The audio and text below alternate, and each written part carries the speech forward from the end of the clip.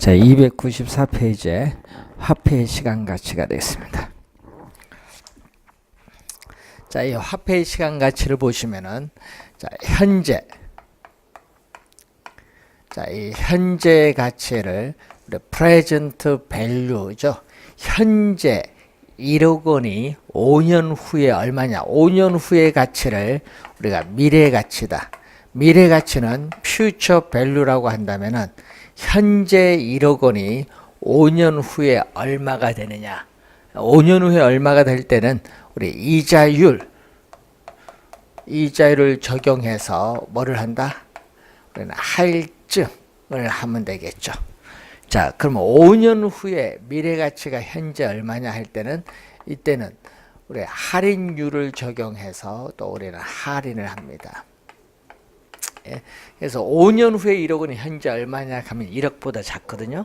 그래서 현재 1억 원과 5년 후에 1억 원을 비교하면은 우리가 현재 1억 원이 더 크다는 겁니다. 그래서 현재 가치와 미래 가치가 다르다는 걸 염두에 두시고, 우리 복리, 우리는 이자를 지급하는 복리로 계산한다고 가정을 하고, 예를 들어서 연이자율이 우리가 10%다. 연이자율 10%다. 그럼 예를 들어서 현재 얼마냐? 자, 현재의 가치를 present value인데 현재 100만 원입니다. 현재 100만 원이 연이자율 10%일 때 1년 후에는 얼마의 가치가 되냐? 그러면 100만 원 원금이고 이자는 100만 원의 10%, 0.1을 곱해주면 이자죠. 더해주면은 우리 1년 후에 가치가 됩니다. 자, 그러면은 이 100만 원이라는 공통되는 숫자를 묶어내면 100만 원 곱하기 1 플러스 0.1에 나오겠죠. 괄호로 묶으면은. 그러면 이 괄호를 풀면은 100만 원에 1 곱하면 100만 원. 100만 원에 0.1 곱하면 요거 나오죠. 자, 그래서 100만 원에 10만 원을 더해주면 110만 원이 됩니다. 현재의 가치 100만 원은 1년 후에 110만 원이 된다는 거예요. 110만 원. 그럼 다시 이 110만 원이 1년 후에는 얼마가 되느냐? 110만 원이 다시 1년 후에 얼마가 되느냐? 110만 원은 원금이고 또 110만 원에 또 곱하기 10% 해주면 이자죠. 더해주면은 우리가 이게 바로 다시 1년 후의 가치인데 110만 원이라는 공통되는 또 숫자를 묶어내면 110만 원 곱하기 1 플러스 0.1인데, 자, 여기서 이 110만 원 자리에 이 수식을 대입을 시켜주죠. 예? 110만 원 같으니까. 그럼 얼마죠? 100만 원 곱하기 1 플러스 0.1. 100만 원 곱하기 1 플러스 0.1 두 번 곱해줍니다. 자, 두 번 곱해주면 얼마죠? 제곱. 자, 1년 후일 때는 1승이고 2년 후일 때는 제곱이 있죠. 그래서 이게 121만 원인데, 그럼 이런 형태로 계속 가다 보면은 N년 후에는 얼마냐? 자, N년 후에는 100만 원 곱하기 1 플러스 0.1에 뭐죠? N년 후니까 N승이 됩니다. 자, 이렇게 계속 반복이 되는 그러한 내용인데, 이때 FV 미래가치죠. FV 미래가치인데 연이자율 R 프로 N년 후에 미래가치는 이 100만 원은 현재의 가치에다가 1 플러스 이 0.1은 10% 연이자율 R이라고 보고, 그리고 기간 N승으로 이렇게 놔주면 되겠죠. 이때 1 플러스 R의 N승이죠.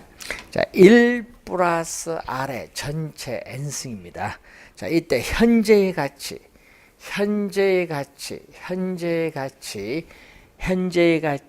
100만 원이 N년 후의 미래 얼마가 되느냐 구하기 위해서는 빨간 수식을 곱해주면 되는데, 이 빨간 수식을 우리는 전문용어로 일시불의 미래가치계수 미래가치를 줄여서 내가계라고 합니다. 일시불의 미래가치계수를 일시불의 내가계수라고 하죠. 자, 그럼 요 수식에서 PV는 얼마냐? 양변을 뭘로?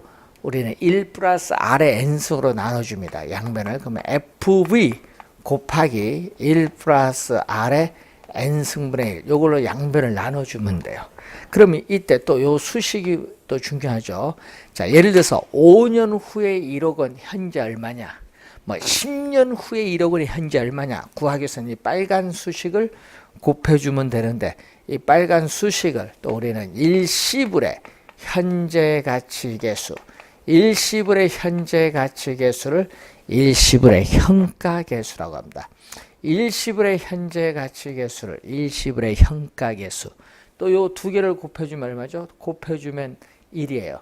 곱해주면 1이면 두 수식은 서로 역수관계죠. 16회 시험에 한번 출제했었죠. 역수관계. 일시불의 내가계수와 일시불의 현가계수는 역수관계이다. 이렇게 보시면 되겠습니다. 자, 그러면은 이 관계 한번 역수관계 한번 봤고, 자, 또 예를 들어서 자, 이런 게 있죠. 여러분이 10년 만기 정기적금에 가입했을 때, 10년 만기가 되었을 때 받을 수 있는 총 금액 얼마냐? 이걸 한번 구해보면은, 자, 현재, 자, 우리는 기말 수령, 기말 불입, 기말 수령을 가정합니다. 그러면 매년 말에 기말 불입, 기말 수령을 가정했을 때, 이렇게 매년 말에 동일한 금액 연금 애운을 받습니다. 이렇게 매년 말에 동일한 금액 연금 애운을 받는데, 이 매년 말에 받는 연금의 애운을 은행에 계속 적립을 해나갈 때 N년 말 만기가 됐을 때 받을 수 있는 총 금액 얼마냐 얘기죠. 그러면 N년 말에 얼마죠? N년 말 애운이 얼마? 은행에 적립하자마자 만기가 돼서 바로 찾으니까 이자는 없어요. 그냥 A입니다. 그리고 N-1년 만에 A를 넣으면은 이자가 붙죠. 기간이 몇 년? 1년 동안 이자가 붙으니까 1승. 복리 계산이니까. 자, 그러면은 1년 말에 A원을 적립을 하면 얼마죠? 우리 1 플러스 R에 이자는 N년에서 1년을 빼니까 N-1년 동안 이자가 붙죠. 자, 이 금액을 다 더해 준 거죠. 이 금액을 다 더해준 게 바로 뭐냐? 연금의 미래가치라고 해요. 자, 이 금액을 다 더해준 게 우리는 연금의 미래가치. 자, 연금의 미래가치. 다 더해준 걸. 그러면 연금의 미래가치고 다 더해준 거니까 A라는 공통되는 숫자를 묶어내면 이렇게 나오겠죠? 1 플러스 R의 1승. 그래서 1 플러스 R의 n-1승인데, 그럼 괄호를 풀면은 요게 나오고, 요거 곱하면 두 번째 나오고, 요거 곱하면 요게 나오겠죠. 자, 이때 이 빨간 이 수식이 얼마냐? 자, 이 빨간 수식을 등비수열의 합을 가지고 우리가 계산을 하면, 이 빨간 수식을 우리 연금일 때는 연금을 쓰면 되겠고, 연금일 때는 연금을 쓰고, 또 미래가치일 때는 미래가치 개수 이렇게 해주면 되죠. 자, 매년 말에 받는 연금의 애운에 연금의 내가 개수를 곱해주면 연금의 미래가치를 구할 수 있습니다. 즉, 연금의 내가 개수는 매년 말에 받는 동일한 금액의 연금을 계속 적립해 나갈 때 N년 말 만기가 되었을 때 받을 수 있는 총 금액을 구해주는 개수입니다. 그러니까 만기 됐을 때 받는 총 금액 얼마냐, 그걸 구해주는 개수. 자, 그러면 요 수식에서 A는 얼마냐? 자, 그럼 요 수식에서 A는 양변을 뭘로? 이 빨간 수식으로 나눠주면 되겠죠. 연금의 미래 가치 곱하기 양변을 연금의 내가 개수로 나눠줬어요. 이때 우리는 연금의 내가 개수분의 1을 우리 뭐라고 하냐면은 감채기금 개수라고 해요. 자, 감채기금 개수와 요걸 곱하면 얼마죠? 요 두 수식을 곱하면 1입니다. 그래서 감채기금 개수와 연금의 내가 개수는 어떻게 돼요? 우리는 16회 21회 시험에 정답으로 뭐죠? 연금의 내가 개수와 감채기금 개수는 서로 또 우리는 역수관계에 있다. 자, 이때 이 A가 얼마냐? A를 구하는 게 중요하죠. A는 우리는 10년 만기 정기적금에 가입을 했을 때 매 기간 불입을 해야 될 적금액, 여러분 10년 만기 정기적금 가입했을 때 매년 불입을 해야 될 은행에 불입을 해 적금에 적립금 얼마냐 요걸 구하는 겁니다. 자, 요건데 연금의 미래 가치는 뭐냐? 예를 들어서 5년 후에 1억 원을 만들기 위해서 정기적금을 가입을 했을 때 우리는 매 기간 불입을 해야 돼 우리는 적립금을 구해주는 개수를 감채기금 개수죠. 그래서 감채기금 개수를 곱하면 구할 수 있는데 요거 곱해야겠죠. 곱해서 계산하는 문제 26회 시험에 또 출제를 했었죠. 요 감채기금 개수를 곱한다는 얘기죠. 그래서 이 개념을 또 많이 묻거든요. 감채기금 개수의 개념을 또 시험에 자주 출제합니다. 그래서 여러분이 26회는 요 곱해서 적립금 구한다는 것을 26회 시험에 정답 지문으로 물었어요. 그래서 시험에 자주 우리가 또 출제가 되는 부분이 되겠습니다. 자, 우선 감채기금 개수 자주 묻는다. 꼭 기억을 해 두시기 바라고. 자, 다음은 현재 있죠. 또 1년 말, 2년 말, N년 말이죠. 자, 또 매년 말에 동일한 금액 연금 A원을 받아요. 자, 매년 말에 동일한 금액 연금 A원을 받는데 나는 매년 말 받기 싫다. 현재 한꺼번에 일시불로 받고 싶다. 일시불이 포인트거든요. 그러면 현재 한꺼번에 받겠다. 그러면 1년 말 A원 안 받고 현재 받을 말 할인을 해야겠죠. 할인을 한데 몇 년? 1년입니다. 1 플러스 R의 1승이야. 그러면 2년 말에 A원은 또 현재 얼마? A. 기간이 몇 년? 1 플러스 R의 몇 년? 제곱. 자, 그러면은 N년 말에 A는 얼마냐? N년 말에 A는 기간이 몇 년? N년이니까 N승 할인을 했어요. 이 금액을 다 더해준 게 현재 한꺼번에 받는 돈이야. 매년만 안 받겠다. 현재 한꺼번에 받겠다. 현재 한꺼번에 받는 돈이에요. 이것을 현재 한꺼번에 받는 이 돈을 우리는 전문용어로 뭐라고 하냐면 연금의 현재 가치라고 해. 자, 연금의 현재 가치라고 해. 현재 한꺼번에 받는 돈, 현재 한꺼번에 받는 돈, 요걸 연금의 현재 가치인데 다 더해주니까 얼마죠? A 공통되는 숫자를 묶으면 1 플러스 R의 1승, 1 플러스 R의 제곱분의 1. 그래서 1 플러스 R의 N승분의 1인데 이때 요 빨간 수식을 뭐라고 하느냐? 자, 매년 말에 받는 연금액 A원에 우리는 빨간 수식을 곱하면 연금의 현재 가치를 구할 수 있죠. 또 연금일 때는 연금을 붙여주고 현재 가치일 때는 현재 가치 개수가 되겠죠. 매년 말에 받는 연금액 A원에 연금의 현재 가치 개수를 곱해주면은 연금의 현재 가치를 구할 수 있다. 이런 내용이죠. 자, 이 관련해서 여러분이 이걸 이해를 해 두시면 되겠고, 자, 이때 A는 또 얼마냐? A. 자, 요 수식에서 이 A는 얼마냐? A. 자, 양변을 또 뭘로 나누죠? 빨간 수식으로 나눠주면 되겠죠.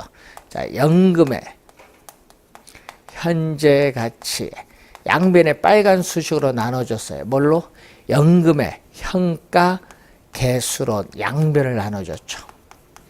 자, 이때 연금의 현가계수분의 1을 우리 뭐라고 하냐? 연금의 현가계수분의 1을 저당 상수라고 하는데 또 2개 곱해주면은 1이 돼요. 연금의 현가계수와 저당 상수는 또 얼마가 된다? 우리는 역수가 된다는 내용이죠. 자, 이 얘기죠. 역수가 된다. 시험에 또 3번 출제했었죠. 연금의 현가계수와 저당 상수는 역수가 되는데 이때 이 A가 뭐냐 얘기지. 이 A는 대출을 받았을 때 매 기간 갚아나가는 부채 서비스액. 대출을 받았을 때 매 기간 갚아나가는 부채 서비스액인데 이 부채 서비스액을 원리금 상환액이라고 해요. 자, 부채 서비스액을 원리금 상환액인데 이 원리금 상환액은 자, 연금의 현재 가치, 현재 주택 융자금은 현재 일시불로 대출받거든요. 그럼 연금의 현재 가치는 대출금이에요. 그래서 이 대출금의 저당 상수를 곱해주면은 매 기간 갚아나가는 원리금 상환액을 구할 수 있는데 이 공식을 이용을 하면요, 이 조건, 우리는 대출을 받을 때 우리는 원리금 균등 분할, 자, 원리금 균등 분할 상환 조건으로 돈을 갚는다. 자, 대출을 받았을 때 원리금 균등 분할 상환 조건으로 대출 받을 때는 어떤 수식을 이용한다? 이 수식을 이용한다. 그래서 이 수식은 여러분 매년 출제가 돼요. 올해도 출제가 되는 수식. 잘 기억해야겠죠. 올해도 출제를 합니다. 시험 문제 매년 우리가 출제하는 중요한 수식이죠. 대출금의 저당 상수를 곱하면은 매 기간 갚아나가는 원리금 상환액을 구할 수 있다. 어떤 조건? 원리금 균등 분할 상환 조건일 때 이렇게 보시면 되겠고요. 자, 여러분 299페이지 보시면은 잔금 비율, 상환 비율인데, 자, 대출을 받으면은 우리가 만기가 도래하기 전에 주택 융자금인 대출금을 중도에 우리가 주택을 처분해서 중도에 상환하는 경우가 많습니다. 자, 그럴 경우에 우리는 어떻게 나온다? 자, 예를 들어서 이 부동산 가격이 10억이다. 자, 예를 들어서 부동산 가격은 10억 원인데 내 돈, 자기 자본 내 돈인데 내 돈은 2억을 투자했어요. 내 돈은 2억을 투자했는데 대출을 받았죠. 금융기관 대출금은 8억을 받았어요. 얼마로? 15년 만기로. 자, 15년 만기로 8억 원을 대출받아서 10억 부동산을 샀어요. 그런데 아까도 얘기했지만 부동산은 우리가 만기까지 보유하기보다는 어떻게 돼요? 중도에 부동산을 처분하는 경우가 대부분이에요. 그럼 예를 들어서 15년 만기로 대출받았지만 그 부동산을 만기까지 돈을 갚아 나가기보다는 5년 지나서 부동산을 뭐 한다? 처분을 하고자 해요. 그럼 여러분 5년 후에 처분을 하게 되면은 대출받은 금액 8억 중에서 5년까지는 갚았죠. 돈 빌렸으니까 5년 처분할 때까지는 원금이자 갚아나가야 되잖아요. 그래서 5년까지는 갚았어요. 그래서 5년까지는 대출금 8억 중에서 상환된 원금이 있어요. 자, 이 대출금 이 8억 중에서 5년 처분할 때까지 상환된 원금은 얼마다? 2억 원이다. 자, 2억 원인데 그러면 상환된 원금은 2억이지만 그러면 또 뭐는 미상환된 원금은 얼마냐? 이 미상환된 원금은 얼마죠? 8억에서 2억을 뺀 얼마? 8억에서 2억을 뺀 6억은 아직 돈을 못 갚았다. 자, 시험 문제 나올 때 주의해야 될 것은 이렇게 미상환된 원금을 우리는 다른 말로 표현하는 게 나오는데 가끔 시험에 나오는 용어 중에 잔금이라는 용어를 또 많이 내요. 잔금. 미상환된 원금을 잔금으로 또 출제 많이 하기도 하고 또 이것을 또 뭘로 출제를 많이 할까 하면 미상환 대출 잔액이란 말도 많이 내요. 미상환 대출 잔액 또는 우리가 융자잔고, 융자잔금, 저당잔금, 저당잔액. 작년에는 또 저당잔액으로 냈죠. 그래서 융자잔고, 융자잔금, 저당잔금, 저당잔액 뭐 다 같은 말입니다.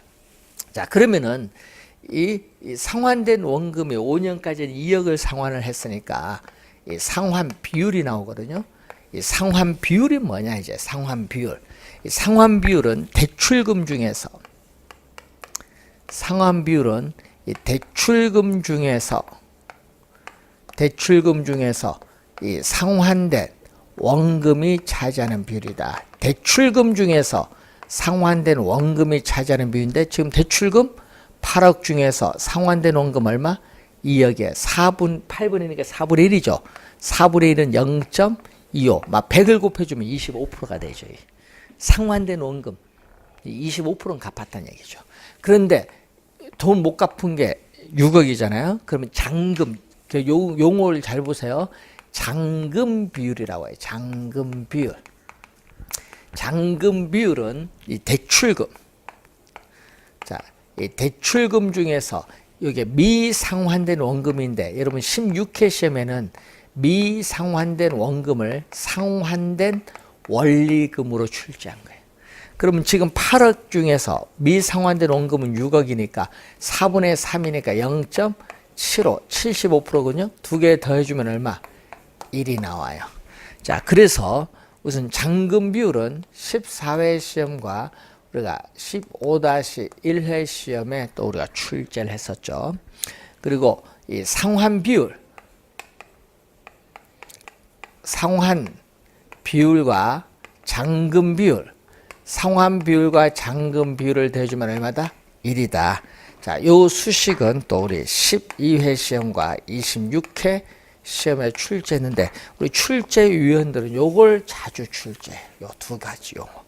그래서 용어, 두 용어를 자주 출제하니까 좀 주의해 두시고. 자, 또 여기서 우리는 또 용어를 또 알아둬야 돼. 용어, 우리 지분 비율이라는 용어가 있어요. 지분 비율이라는 용어가 있고, 또 대부 비율. 자, 여러분 지렛대 효과 저번 주 배울 때 대부 비율을 LTV라고 하죠. 대부 비율. 자, 이때 지분 비율은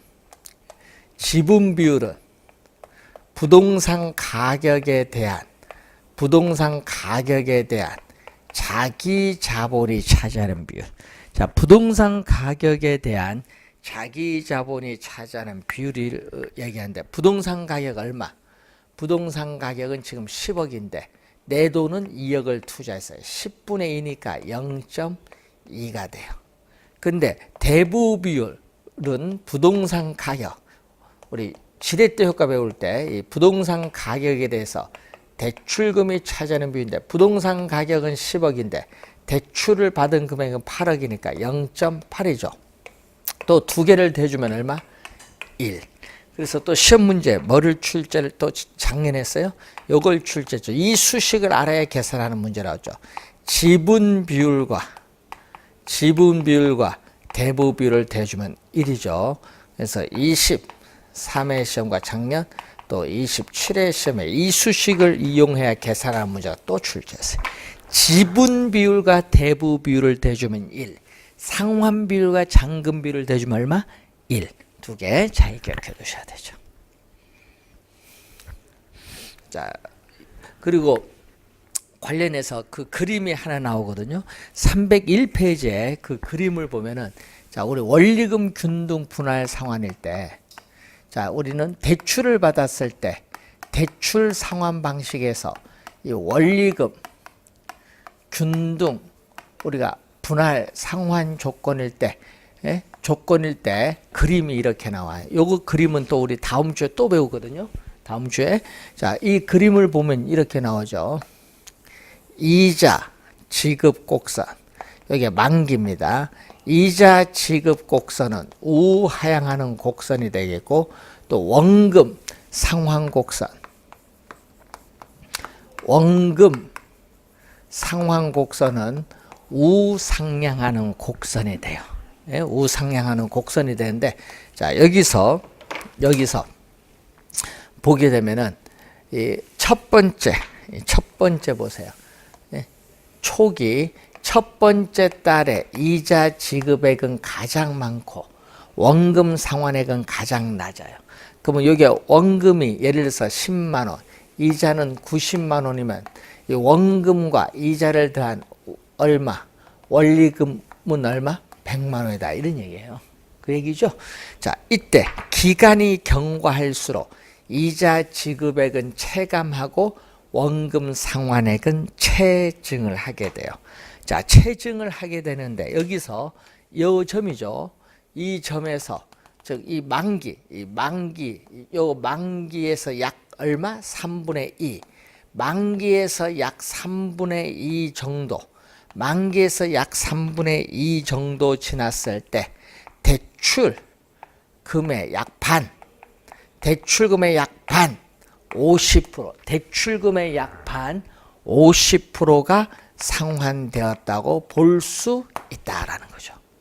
자, 그리고 만기에 가까이 갈수록 원금 상환 곡선의 기울기, 이자 지급 곡선의 기울기는 급하다는 것을 그림을 통해서 또 알아보시고, 자, 그러면은 이렇게 요 금액 100만 원이죠. 만기까지 대출 기간 내내 동일한 금액, 이 원금 플러스 이자 더해준 이게 바로 우리가 원리금 상환액인데, 이 만기까지 대출 기간 내내 이렇게 동일한 원리금 상환액을 갚아 나가는 방식을 원리금 균등 분할 상환, 이 개념 그리고 그림 이해하는 문제를 매년 출제하고 있어요. 작년에도 정답으로 물었어요. 그래서 이 그림은 또 다음 주에 또 배우는 내용입니다. 자, 그 그림 확인해 보시기 바라고. 자, 여러분 교재 303페이지 가시면 위험이 나오죠. 위험은 리스크예요. 자, 위험은 우리가 리스크, 미래의 불확실성의 정도, 또 경영학의 재무 관리에서는 장래 기대되는 소득의 변동의 가능성을 위험이라고 하는데, 또 위험은 또 이렇게도 설명하죠.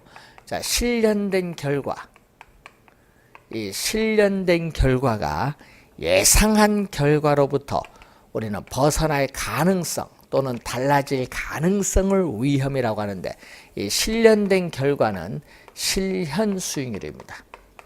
이 실현 수익률이고 예상한 결과는 기대 수익률이다. 기대의 수익률. 자, 기대의 수익률이 6%다. 그러면 예상한 결과 기대의 수익률이 6%인데 실제 달성된 수익률이 기대의 수익률 6%와 똑같았어요. 똑같으면요, 위험은 존재하지 않다. 불확실성이 없다는 거죠. 똑같았으니까.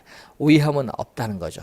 결국은 이 차이가, 이 실제 달성된 수익률과 기대의 수익률의 이 차이가 결국은 위험을 발생시키는데, 자, 예를 들어서 이 예상한 결과 기대 수익률 6%에 가까이 간다. 예를 들어서 5.7, 5.8, 5.9 가까이 갈수록 차이는 점점 작아지고 이때 위험은 낮아지는 거고, 그리고 6% 벗어난데 5.5, 5.4, 5.3 점점 벗어나면 차이가 커지면 위험은 높다는 거죠. 자, 이 내용을 우선 하나 확인을 해보시면 되겠고, 자, 그럼 위험의 유형이 나오죠. 자, 부동산 투자에 따르는 위험의 유형은 여러 가지 위험이 나오는데 거기에 사업상 위험이라는 게 있죠. 자, 부동산 투자 사업 그 자체에서 발생하는 수익성에 관련된 위험인데, 자, 이 위험은 작년에 또 출제를 또 했었죠. 27회 시험에. 그래서 세 가지 있습니다. 우선 시장의 수요 공급의 불확실성으로부터 발생하는 위험을 시장 위험이죠. 자, 여러분이 분양이 잘 될 것이라 예측해서 분양했는데 오히려 미분양이 증가했다. 시장 위험입니다. 자, 근로자의 파업이나 또는 우리가 영업 경비의 변동 등으로 인해서 야기되는 수익성의 불확실성을 지칭하는 폭넓은 이 개념이 운영 위험이죠. 자, 위치가 고정되어 있어서 이동할 수 없어요. 위치가 고정되어 있기 때문에 위치를 둘러싼 외부 환경 조건의 영향을 받아요. 그래서 상대적 위치, 대상 부동산의 상대적 위치가 변화하는 위험을 위치적 위험. 그래서 시장 위험, 운영 위험, 위치적 위험은 사업상 위험에 속해요. 자, 금융 위험이 있죠. 금융은 자금을 융통받는 게 금융입니다. 금융기관으로부터 자금을 융통받을 때, 즉 대출을 받을 때 대출금이 많을수록 원리금 상환 부담이 높아지면서 채무가 불이행될 가능성이 커지게 되는 위험을 금융 위험입니다. 자, 법적 위험은 위치가 고정되어 있기 때문에 부동산을 둘러싼 법적인 환경이 변화함으로써 발생하는 위험. 대표적으로 요즘 정부의 재정정책이나 금융정책과 같은 부동산 정책의 변화라든지 또 토지 이용 규제의 대표적 수단인 지역지구제 변경 가능성으로 생기는 위험, 법적 위험이죠. 자, 인플레이션 위험이라는 것은 물가가 지속적으로 상승하는 현상이 인플레이션입니다. 인플레이션이 발생하면 화폐의 가치가 하락을 해요. 그래서 물건을 구입을 할 수 있는 능력, 구매력이 떨어지거든요. 그래서 인플레이션 위험은 구매력이 하락할 위험을 얘기해요. 자, 그리고 또 유동성 위험이라는 게 있죠. 이 유동성 위험이 또 시험에 또 자주 또 우리가 출제를 하죠.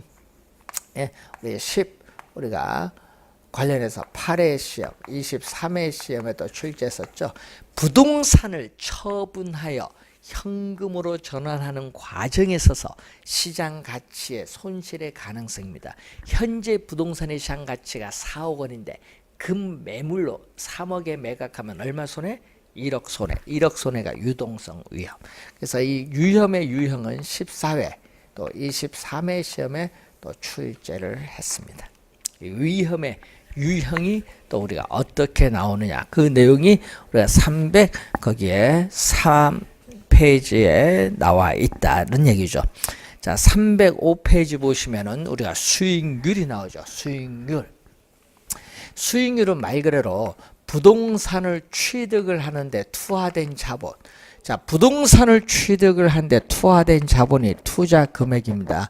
투자 금액에 대한 순수익과의 비율이 수익률인데, 자, 수익률의 종류에는 세 가지가 있죠. 우선은 기대 수익률을 우리는 예상 수익률 또는 사전, 투자가 이루어지기 전이다 보니까 사전 수익률이라고 합니다. 자, 그래서 실제 투자를 하기 전에 투자를 한다고 예상을 합니다. 이때 투자로부터 미래에 예상되는 현금 수입과 미래에 예상되는 현금 지출을 고려하여 계산한 수익률이 기대 수익률입니다. 자, 그리고 실현 수익률은 실현은 투자가 이루어지고 난 후에 투자가 이루어지고 난 이후에 실제 현실적으로 달성된 수익률이기 때문에 실현 수익률, 실제 수익률, 투자가 이루어지고 난 이후니까 역사고 이루어지고 난 이후니까 과거에 이루어졌죠. 그래서 역사적 수익률이라고 해요. 실현 수익률, 실제 수익률, 사후 수익률, 역사적 수익률. 투자가 실제 이루어지고 난 이후니까 투자 결정과는 관계없어요. 자, 작년에 또 출제된 요구 수익률이죠. 자, 투자에 따르는 위험을 감안을 했을 경우에 투자자가 자금을 투자함으로써 충족되어야 할 최소한의 수익률. 작년 시험에 이걸 뭘로 출제했다는 거죠? 작년 시험에 최대한의 수익률로 출제했다. 최소한의 수익률이다. 최소한의 수익률. 그래서 요구 수익률은 또 무슨 개념? 투자 대한의 기회비용 개념이죠. 어떤 것을 선택을 했을 때 포기되는 것의 최대의 가치가 기회비용입니다. 그래서 기회비용, 요구 수익률은 투자 주체에 따라 달라질 수 있고 외부에서 주어진 외부 수익률을 말하는데, 그럼 투자 의사결정 판단은 기대 요구 수익률 관계에서 따집니다. 자, 그래서 이 기대 수익률과 요구 수익률 관계 3번 출제했거든요. 21회, 24회, 26회 시험 3번 출제했는데, 자, 여러분 2년 전에도 출제했거든요. 그러면 최소한 충족돼야 될 요구 수익률보다 기대 수익률이 크면은 뭔다? 우리는 투자자 입장에선 투자를 채택을 하게 돼. 그런데 반대로 기대 수익률보다 최소한 충족돼야 될 요구 수익률이 높으면은 투자가 이루어지지 않는 거야. 투자가 이루어지지 않는다. 요거 우선 출제 많이 하는데 또 요 내용이죠. 투자가 이루어지면은 부동산 시장에서의 수요는 뭐다? 부동산 시장에서의 수요는 뭐해? 증가합니다. 여러분, 투자가 이루어지면요, 수요가 증가해요. 수요가 증가하면 부동산 가격은 오릅니다. 자, 여러분, 부동산 가격은 올라요. 수요가 증가하면 오르는데 부동산 가격은 투자 금액입니다. 자, 여러분, 부동산 가격인데 이때 기대 수익률은 부동산 가격이 바로 뭐다? 투자 금액을 얘기해요. 근데 순수익은 우리가 일정하다고 하면은 투자 금액이 많아져요. 여러분 부동산이 5억이었다가 7억으로 많아지면 수익은 변화가 있기 때문에 수익률은 하락을 하거든요. 그래서 기대 수익률이 요구 수익률이 높은데 이게 하락을 해요. 반대로 요구 수익률이 높으면 투자가 이루어지지 않기 때문에 부동산 수요도 줄어들고 수요가 줄어들면 부동산 가격은 하락을 해요. 부동산 가격은.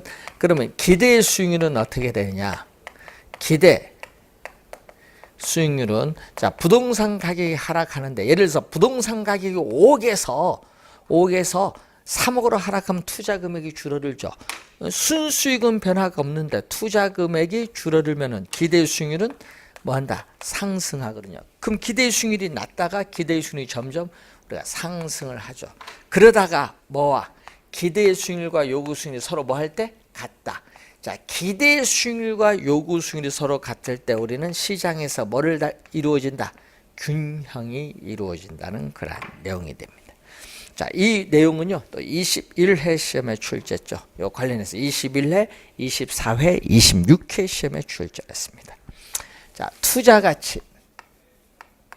투자 가치는 투자 대상 부동산이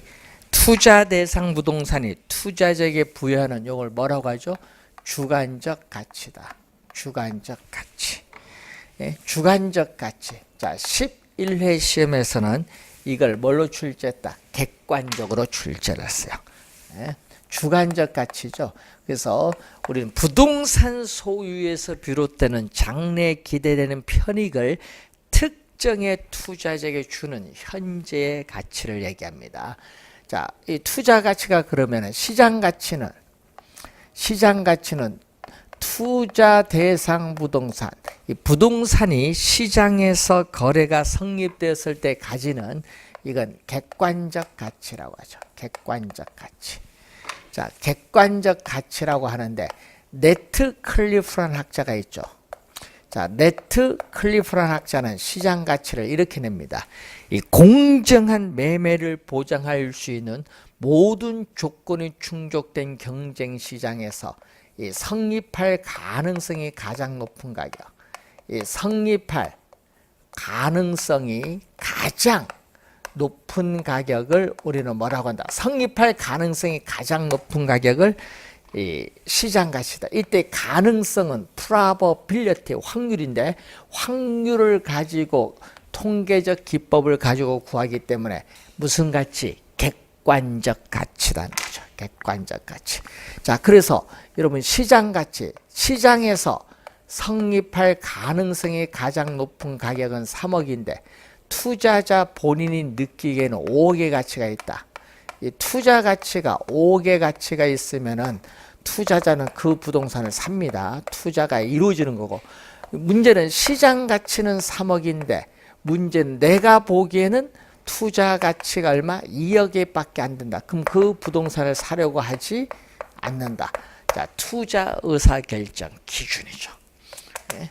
자, 그래서 투자 가치, 시장 가치의 관계를 이제 여러분이 또 확인을 해 두시면 되겠고, 자, 여러분 교재 307페이지 보시면은 거기에 위험에 대한 투자자의 태도가 나오죠. 자, 위험에 대한 투자자의 태도는 크게 세 가지가 있어요. 자, 대부분의 투자자는 어떤 투자자? 대부분의 투자자는 위험 회피형 투자자. 대부분의 투자자는 위험 회피형 투자자. 그럼 여러분들도 위험 회피형 투자자인데 위험 회피형 투자자를 우리는 합리적 투자자라고 해요. 위험 회피형 투자자를 합리적 투자자라고 해요. 자, 그러면은 이 합리적 투자자의 행위를 보게 되면은 자, 예를 들어서 상가 아파트 2개의 투자 대안이 있어요. 상가 아파트 2개의 투자 대안이 있을 경우에 이 2개의 투자 대안에 있어서의 기대 수익률, 미래에 예상되는 기대 수익률이 같다. 동일할 경우에는 투자자는 위험이 낮은 투자를 선택하고 위험이 같다. 위험이 동일하다. 그럴 경우에는 투자자는 기대 수익률이 높은 투자를 선택하는 것을 우리는 이거죠. 그래서 우리는 두 개의 투자한 중 기대 수익률이 동일한 경우에 투자자들은 위험이 낮은 덜 위험한 투자를 선택하는 것을 우리는 위험 회피적이라고 하는데, 그럼 투자자가 위험 회피적이라는 것은 투자자가 위험을 전혀 감수, 부담하려고 하지 않는다는 것을 의미하는 것은 아니다. 어느 정도 위험을 감수한다. 그래서 아무리 위험 회피적인 투자자라 할지라도 시장에서 피할 수 없는 위험이거나 인플레이션 발생하다든지 또 인센티브 보상이 있는 위험일 경우에는 기꺼이 위험 회피형 투자자라 할지라도 위험을 감수하면서 투자를 한다는 의미입니다. 자, 이것을 이제 뒤에 가서 배우게 되면 또 평균 분산이 나오죠. 자, 이 평균 통계적 기법으로 평균과 분산을 구하는데, 이 평균 분산 결정법의 지배의 원리도 바로 요 수식을 말합니다. 투자 안으로부터 미래에 예상되는 현금 수입과 지출은 정확하게 예측하기 어렵기 때문에 확률 분포표를 가지고 통계적 기법을 가지고 평균 분산인데, 평균은 수익이고 분산은 위험이죠. 평균 분산을 구해서 우리는 투자 결정을 하는 방법을 평균 분산 결정법인데, 이 평균 분산의 지배 원리도 요 수식이다. 뒤에 가서 또 나옵니다. 자, 그리고 또 위험 중립형 투자자 있죠.